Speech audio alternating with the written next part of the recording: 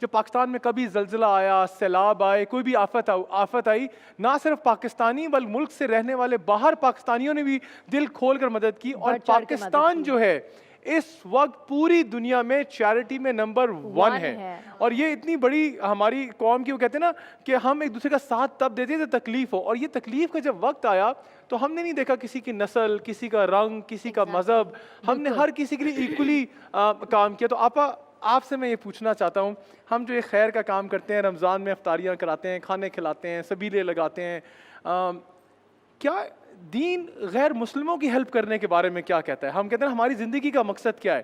کیا ہم دوسروں کی مدد بھی اسی طرح کر سکتے ہیں جیسے ہم رمضان میں دسترخوان لگاتے ہیں؟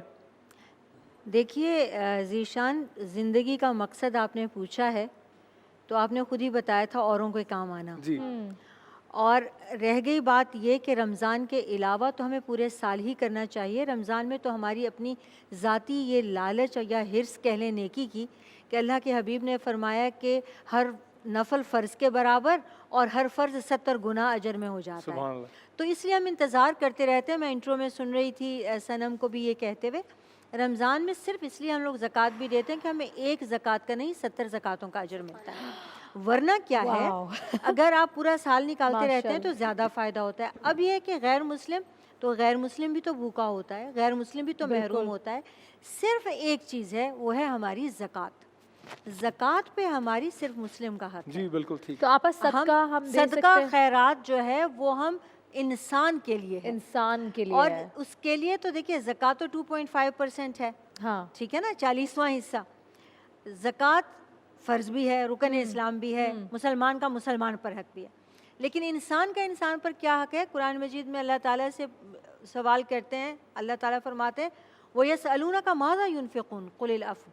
اے نبی صلی اللہ علیہ وآلہ وسلم، یہ لوگ آپ سے پوچھتے ہیں اللہ کی راہ میں کیا خرچ کریں، کتنا خرچ کریں.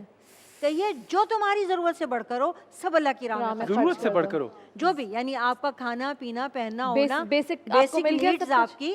اب آپ کی مرضی ہے، اس کو پھر آپ اتنا بڑھاتے جائیں کہ کہیں بچتا ہی نہیں ہے، میں مقروض رہتا ہوں. اور یا پھر وہ جیسے آپ نے عبدالستار ایدھی کی مثال دی، میں ان کا ایک پروگرام سن رہی تھی. وہ کہہ رہے تھے کہ جب میں چھوٹا تھا، اسکول جاتا تھا، میری ماں مجھے 2 پیسے دیتی تھیں اور کہتی تھی کہ عبدالستار 1 پیسہ اپنے اوپر لگانا اور 1 کسی کو دینا.